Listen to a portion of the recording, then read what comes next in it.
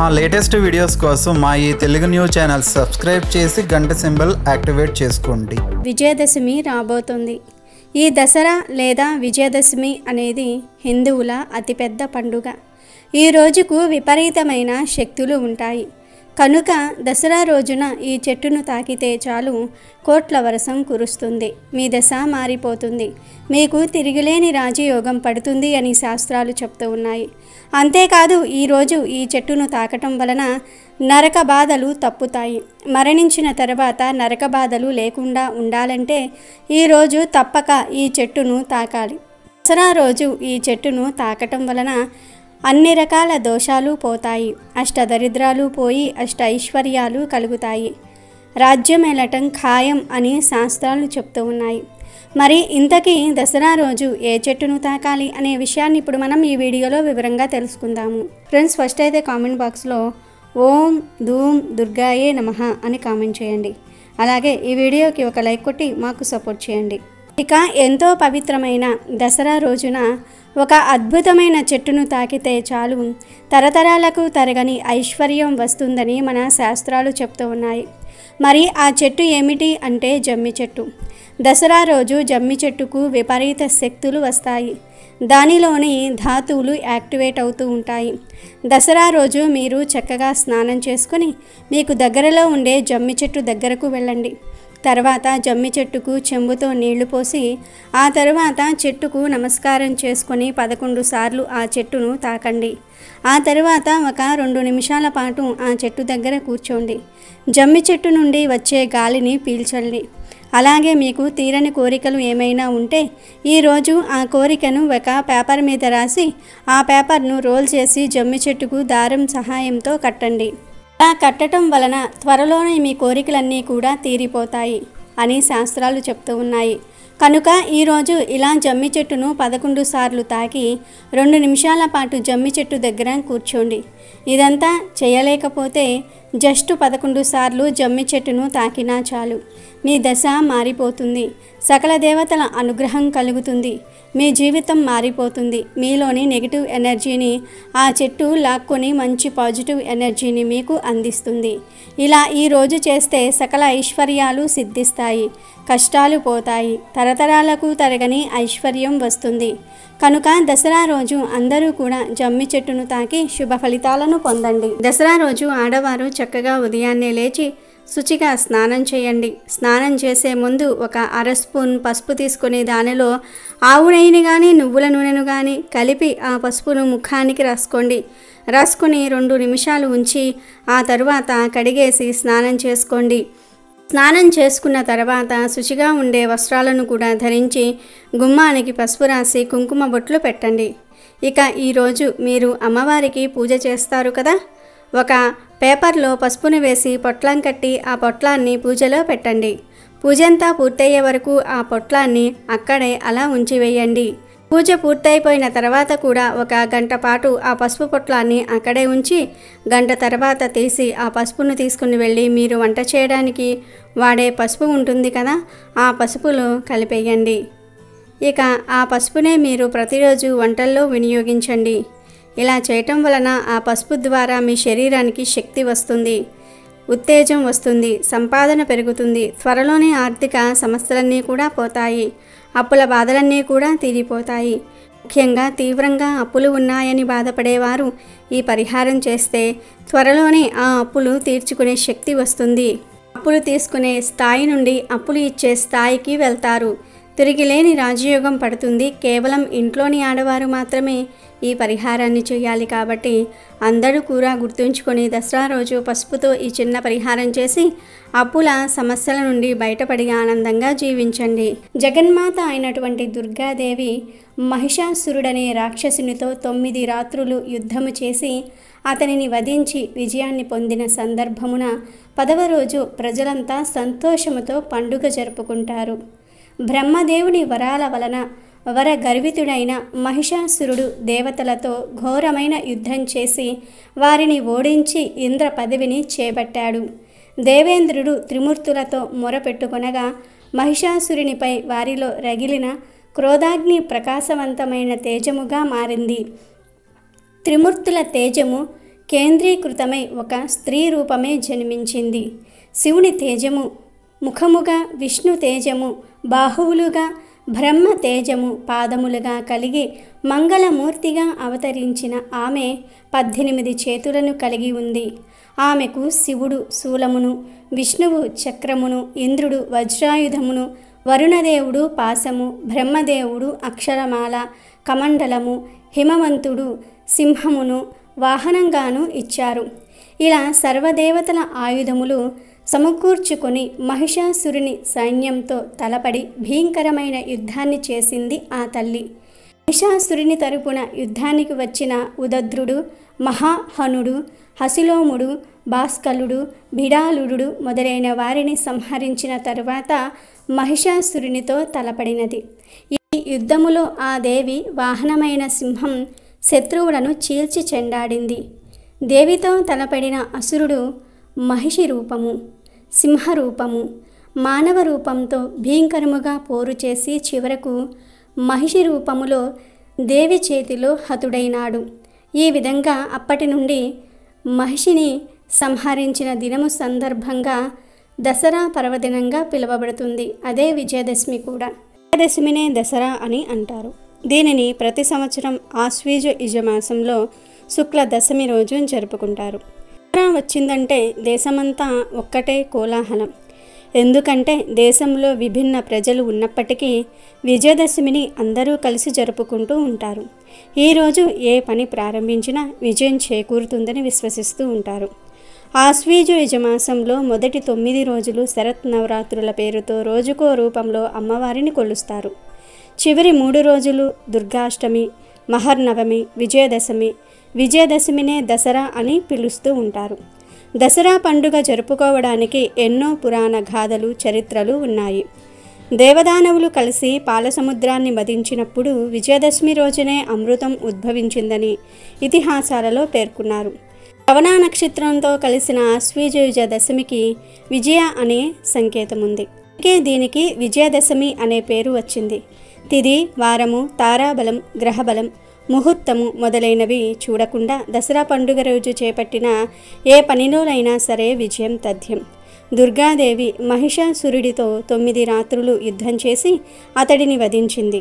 ఈ సందర్భంగా 10వ రోజు ప్రజలంతా పండుగ జరుపుకున్నారు. అదే విజయదశమి పండుగగా రూపొందింది. దసరా రోజున ఆడవారు సూర్యోదయానికి ముందే నిద్రలేవాలి. సూర్యోదయం తర్వాత నిద్రలేస్తే సకల దేవతల ఆగ్రహానికి గురి అవుతారు. కనుక దసరా రోజు ఉదయం 6 గంటలకల్లా నిద్రలేవండి. ముందు రోజు కూడా అనగా ముందు రోజు రాత్రి కూడా త్వరగా నిద్రకు ఉపక్రమించండి. అలాగే దసరా రోజు ఇంట్లో పిల్లలు, ఆడవారు కన్నీళ్లు పెట్టకూడదు. అలా కన్నీళ్లు పెట్టకుండా ఆనందంగా ఉండేలాగా చూసుకునే బాధ్యత మగవారిదే. అలా చూసుకుంటే లక్ష్మీదేవి అనుగ్రహం కలుగుతుంది. ఇక దసరా రోజు ఏ రంగు చీర కట్టుకుంటే పట్టిందల్లా బంగారం అవుతుంది అనే విషయానికి వస్తే, దసరా రోజున ఆడవారు ఎరుపు రంగు చీరను కానీ, లేదా స్కై బ్లూ కలర్ చీరను కానీ, లేదా ఎల్లో కలర్ చీరను కానీ కట్టుకుంటే చాలా మంచిది. ఈ 3 రంగుల్లో ఏ రంగులో ఉండే చీరను కట్టుకున్నా అమ్మవారి అనుగ్రహాన్ని పొందగలుగుతారు. త్రిమాతల అనుగ్రహాన్ని పొందగలుగుతారు. మగవారు కూడా ఈరోజు రెడ్ కలర్ లేదా స్కై బ్లూ కలర్ లేదా ఎల్లో కలర్ దుస్తులను ధరించాలి. అలా ధరించటం వలన అమ్మవారి అనుగ్రహం సంపూర్ణంగా సిద్ధిస్తుంది. ముందు ఈరోజు ఉదయాన్నే నిద్రలేచి శుచిగా తలస్నానం చేసుకొని ఈ రంగు దుస్తులు ధరించండి. ఆడవారు, మగవారు, పిల్లలు, పెద్దలు, ముసలివాళ్ళు ఇలా అందరూ కూడా ఈ రంగు దుస్తులు ధరిస్తే ఇంటిల్లిపాదికి మంచి జరుగుతుంది. సకల సౌభాగ్యాలు సిద్ధిస్తాయి. పట్టిందల్లా బంగారం అవుతుంది. అలాగే ఈ రంగు దుస్తులు ధరించిన తర్వాత అందరూ ఎర్రటి కుంకుమను నుదుటిన బొట్టుగా పెట్టుకోండి. ఇలా ఆడవారు ఈ రంగు చీర కట్టుకోవటం వలన, ఇంట్లో వాళ్ళందరూ కూడా ఈ రంగు దుస్తులను ధరించటం వలన అన్ని రకాల సౌభాగ్యాలు సిద్ధిస్తాయి. ఇంట్లో అందరికీ మంచి జరుగుతుంది. చేసే పనులలో విజయాలు మిమ్మల్ని వరిస్తాయి. పట్టిందల్లా బంగారం అవుతుంది. మీ సంపాదన విపరీతంగా పెరుగుతుంది. ధన సమస్యలన్నీ కూడా పోతాయి. కనుక అందరూ ఈ దసరా రోజు ఈ రంగు దుస్తులను ధరించండి. ఇక ఈరోజు ఆడవారు ఏ రంగు గాజులు ధరిస్తే మంచిది అనే విషయానికి కూడా వస్తే, ఆడవారు ఈరోజు లేదా ఎర్రటి రంగులో ఉండే గాజులను ధరించాలి. అలా ధరిస్తే మీ భర్త ఆరోగ్యం ఎప్పటికీ బాగుంటుంది. దీర్ఘ సుమంగలిగా వర్ధిల్లుతారు. డబ్బుకు లోటు అనేదే రాదు. ఆర్థిక పరిస్థితులు మెరుగుపడతాయి. దరిద్రమంతా కూడా తొలగిపోతుంది. అమ్మవారు మిమ్మల్ని పూర్తిగా అనుగ్రహిస్తారు. మీకు అన్ని శుభాలే జరుగుతాయి కనుక అందరూ దసరా రోజు ఈ రంగు దుస్తులను ధరించండి. వారు ఈ రంగు గాజులను ధరించండి. సకల ఐశ్వర్యాలను పొంది ఆనందంగా జీవించండి. అదేవిధంగా దసరా రోజు ఒక్కసారైనా సరే శంఖాన్ని ఊదాలని శాస్త్రం చెప్తుంది. శంఖం శబ్దం ఎక్కడ వినిపిస్తుందో అక్కడ అమ్మవారు ఉంటారని శాస్త్రాలు చెప్తూ ఉన్నాయి. కనుక ఈరోజు శంఖం ఊదే ప్రయత్నం చేయండి. ఒకవేళ మీ దగ్గర శంఖం లేకపోతే దసరాలోపు ఒక శంఖాన్ని తెచ్చి పూజ గదిలో పెట్టుకోండి. దసరా రోజు మీ ఇంట్లో ఏ అమ్మవారి ఫోటో ఉంటే ఆ అమ్మవారిని దసరా రోజు పూజించండి. అంటే దుర్గాదేవి, రాజరాజేశ్వరీదేవి, కనకదుర్గాదేవి, లలితాదేవి ఇలా మీ ఇంట్లో ఏ అమ్మవారి ఫోటో ఉంటే ఆ అమ్మవారిని పూజించండి. దసరా రోజు ఇలా పూజ చేసే సమయంలో అమ్మవారి ముందు ఒక అరడజను ఎర్రటి గాజులను ఉంచండి. ఇలా ఎర్రటి గాజులను ఉంచటం వలన ఎప్పటికీ ఐశ్వర్యానికి లోటు రాదు. ఆర్థికంగా బాగా స్థిరపడతారు. సంపాదన మార్గాలు తెరుచుకుంటాయి. ఇలా అమ్మవారి ముందు పెట్టిన గాజులను మీ ఇంటి ఆడపిల్లలకు ఇవ్వండి. అంటే మీకు కూతురు ఉంటే ఆ కూతురు చేతికి ఈ గాజులు వేయండి. ఒకవేళ మీ కూతురుకి పెళ్ళి అయ్యి అత్తవారింట్లో ఉంటే ఆమె ఎప్పుడు మీ ఇంటికి వస్తుందో అప్పుడే ఇవ్వండి, పర్వాలేదు. అసలు మాకు కూతుర్లే లేరు అనుకునేవారు ఇంటి ఇల్లాలు అంటే తల్లి అయినా ఈ గాజులు వేసుకోవచ్చు. ఇలా వేసుకుంటే ఎల్లవేళలా మీపై అమ్మవారి అనుగ్రహం ఉంటుంది. అలాగే ఈ దసరా రోజున చేసే దాన ధర్మాలకు కూడా ఎంతో ప్రాధాన్యత ఉంటుంది. దాన ధర్మాలు చేయటం వలన ఐశ్వర్యం లభిస్తుంది. సంపదలు రెట్టింపవుతూ ఉంటాయి. ఈరోజు ఒక 10 రూపాయలను కానీ లేదా ఆహారాన్ని కానీ లేదా బియ్యాన్ని కానీ లేదా మీకు తోచినంత ధనాన్ని కానీ అడుక్కునే వారికి లేదా పేదవారికి దానంగా ఇవ్వండి. అలా ఈరోజు దానం చేయటం వలన మీ ధనద్వారాలు తెరుచుకుంటాయి. సంపాదన మార్గాలు తెరుచుకుంటాయి.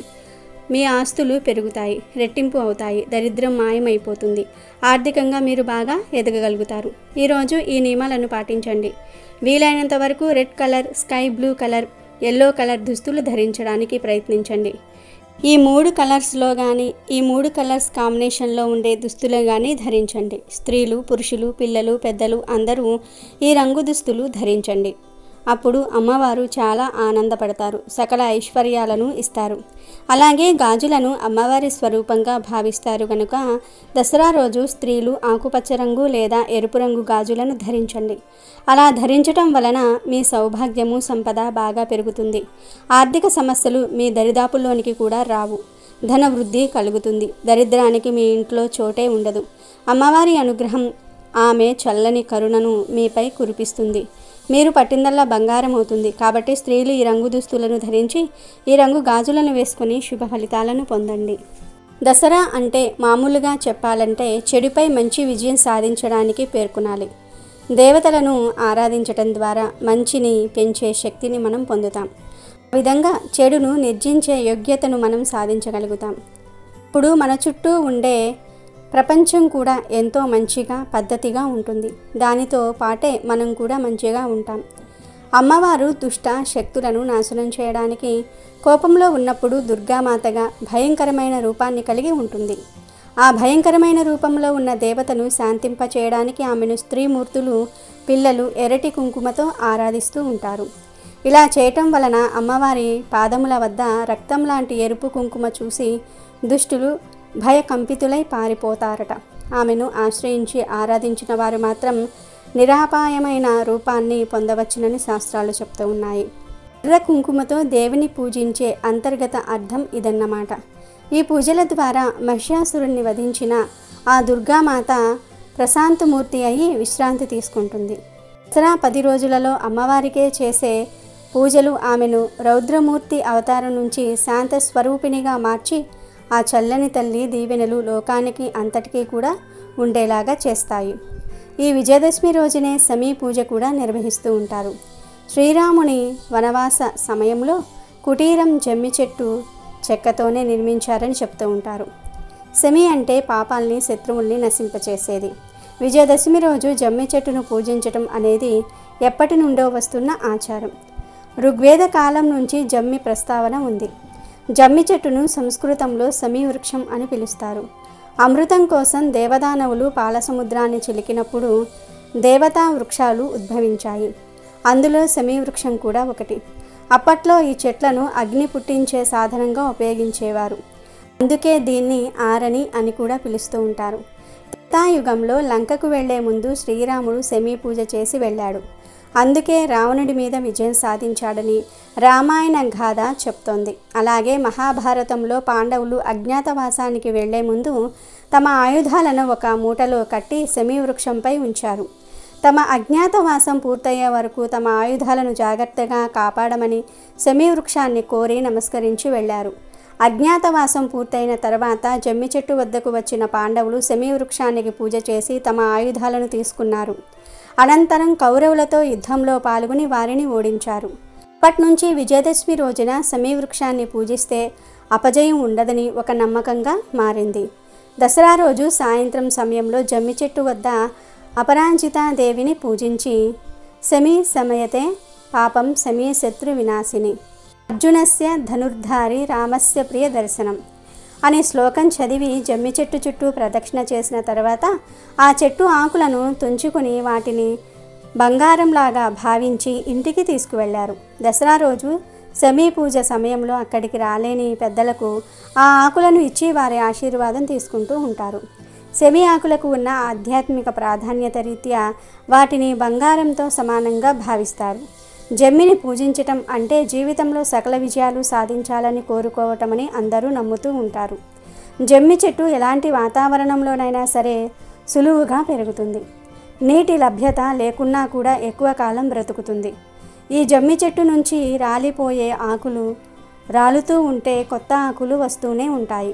పూర్తిగా ఆకులు రాలి చెట్టు బోసిపోయినట్లు ఎప్పుడూ కనిపించదు. ఇప్పటి యువతకు నగరవాసులకు ఈ చెట్టు ఉపయోగాల గురించి పెద్దగా తెలియకపోవచ్చు. కానీ గ్రామీణ జీవితంలో జమ్మి చెట్టుకు ఎంతో అనుబంధం ఉంటుంది. ఈ చెట్టు వేళ్ళు భూసారాన్ని పెంచుతాయి. జమ్మి చెట్టులోని ప్రతి భాగం నాటు వైద్యంలో ఔషధంగా ఉపయోగపడుతుంది. ఈ చెట్టు గాలి పీలిస్తే ఆరోగ్యంగా ఉంటారని నమ్ముతూ ఉంటారు. అందుకే శమీ వృక్షం చెట్టు ప్రదక్షిణలు చేయాలని చెప్తూ ఉంటారు. ఇన్ని ప్రత్యేకతలు ఉన్నాయి కాబట్టే దసరా నాడు రైతులు కూడా తమ పశుపక్షాదుల ఆరోగ్యం కోసం జమ్మి చెట్టును పూజిస్తూ ఉంటారు. దుర్గా 9 రాత్రుల పాటు రాక్షసులను వేటాడి సంహరించింది. చివరకు 10వ రోజున రాక్షసులపై విజయం సాధించింది. దానికి గుర్తుగా 10వ రోజున విజయదశమిని దేవతలు భక్తులు అత్యంత వైభవంగా జరుపుకున్నారు. ఈరోజే రాముడు దశకంఠుడైన రావణాసురుని సంహరించాడు. మనం తెలియక దసరా అని పిలుస్తూ ఉంటాం. కానీ దాని యథార్థమైన పేరు దశహర. దశ అంటే 10, హర అంటే నశించటం. వరగర్వంతో ప్రజలను పీడించే రావణాసురుడి 10 తలలను భగవంతుడైన శ్రీరామచంద్రుడు సంహరించాడు. కాబట్టే ఈ రోజును దసరా అని వాడుక భాషలో పిలుస్తూ శ్రీరాముడికి ప్రతి సంవత్సరం ఈ రోజున ఉత్సవంలా నిర్వహిస్తారు. అంతేకాదు మనలో ఉన్న కామము, క్రోధము, లోభము, మొహం, మదమాత్సర్య, అహం, శౌర్యము, పాపచింతన, ద్వేషం అనే 10 రకాలైనటువంటి చెడు గుణాలను నశింపచేయమని చెప్పేదే దసరా పండుగ. శ్రీరాముడు ఈ దశమి రోజునే దుష్ట సంహారం గావించి విజయాన్ని పొందాడు కనుక ఆ విధంగా కూడా దీనిని విజయదశమి అని పిలుస్తారు అని శాస్త్రాలు చెప్తూ ఉన్నాయి.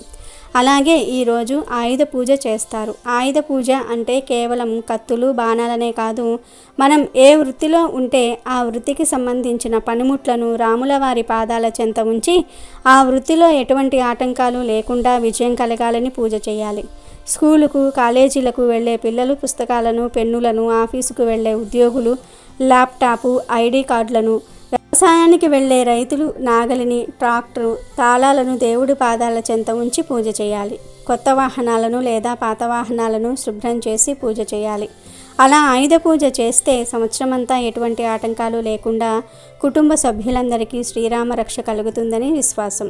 అసలు ఈరోజే ఆయుధ పూజ ఎందుకు చేయాలి అంటే మాయాజూదంలో ఓడిపోయిన పాండవులు 12 ఏళ్ల అరణ్యవాసాన్ని మరో 2 ఏళ్ల అజ్ఞాతవాసాన్ని గడిపారు. ఎవరికీ అనుమానం రాకుండా అజ్ఞాతంలో గడపటం కోసం విరాటరాజు కొలువులో అత్యంత దీనమైన జీవితాలను గడిపారు పాండవులు. దసరా నాడే వారి అజ్ఞాతవాసం ముగిసిపోయింది. అదే సమయంలో విరాట నగరం మీదకు దండెత్తి వచ్చిన కౌరవులను ఎదుర్కొనేందుకు జమ్మి చెట్టు మీద దాచుకున్న తమ ఆయుధాలను బయటకు తీసి పూజ చేశారు. ఈ సందర్భాన్ని స్మరించుకుంటూ దసరా రోజు ఆయుధ పూజను చేయటం పరిపాటి. ఎంతటి వారికైనా కష్టాలు రాక మానవు. వాటిని అధిగమించి తిరిగి తమ తమ శక్తులను కూడగట్టుకోవాలన్నది ఆయుధ పూజ చెప్తున్న మాట. చాలామంది ధన సమస్యల వలన సతమతమైపోతూ ఉంటారు. అంటే ధనం విషయంలో ఎప్పుడూ ఏదో ఒక సమస్య వస్తూనే ఉంటుంది. వారం రోజులు చేతిలో డబ్బులు ఉంటే ఇంకో వారం రోజులు డబ్బులు చేతిలో ఉండవు. ధనం ఊరికే ఖర్చు అయిపోతూ ఉంటుంది. ధనం చేతిలో నిలవట్లేదని చాలామంది బాధపడిపోతూ ఉంటారు. ఇలా ధనం విషయంలో అనేక మంది ఇబ్బందులను ఎదుర్కొంటూ ఉంటారు. ఇలాంటి ధన సమస్యల నుండి బయటపడాలంటే దసరా రోజు చక్కగా ఒక గ్లాస్ తీసుకోండి. గాజు గ్లాసు కానీ స్టీల్ గ్లాసు కానీ ఇలా ఏదో ఒక గ్లాసును అయినా సరే తీసుకోవచ్చు. తీసుకొని ఆ గ్లాసులో సగం నీళ్లు పోయండి. తర్వాత ఈ నీటిలో అర స్పూన్ మంచి గంధం పొడిని కూడా వేయండి. అలా వేసిన తర్వాత ఈ నీటిలోనే కొన్ని మెంతులను తెచ్చి ఆ మెంతులను పొడిలాగా కొట్టి ఆ పొడిని నీటిలో కలపండి. తర్వాత చిటికెడు గల్లులుప్పును కూడా కలపండి. గంధము, మెంతుల పొడి, గల్లులుప్పు ఇలా ఈ మూడింటిని నీటిలో వేసి ఆ నీటిని బాగా కలిపి ఇలా మిక్స్ చేసిన తర్వాత ఈ నీటిని తీసుకుని వెళ్ళి మీ ఇంటి మెయిన్ డోర్కి ఉండే గుమ్మం మీద చల్లండి. కుదిరిన వారు ఇంట్లోని అన్ని గదుల్లోని గుమ్మాల మీద ఈ నీటిని చల్లండి. సాయంత్రం 6 లోపు చల్లితే సరిపోతుంది. కానీ కుదిరిన వారు మాత్రం ఉదయం సంధ్యా సమయంలో లేదా సాయంత్రం సంధ్యా సమయంలో గుమ్మం మీద ఈ నీటిని చల్లితే చాలా మంచి జరుగుతుంది. మీకు ఉన్న కష్టాలన్నీ కూడా పోతాయి. ఆర్థిక సమస్యలన్నీ కూడా పోతాయి. లక్ష్మీదేవి మీ ఇంట్లో తిష్టవేస్తుంది. ఫ్రీగా డబ్బులు వస్తాయి. తిరిగిలేని రాజయోగం పడుతుంది. కనుక మీరు కూడా రేపు దసరా విజయదశమి రోజు సాయంత్రం 6 లోపు గుమ్మం మీద దీనిని చల్లి శుభ ఫలితాలను పొంది అమ్మవారి అనుగ్రహాన్ని కూడా పొంది ఆనందంగా జీవించండి. వీడియో నచ్చితే లైక్ చేయండి, షేర్ చేయండి, బట్ సబ్స్క్రైబ్ చేసుకోవడం మర్చిపోవద్దు.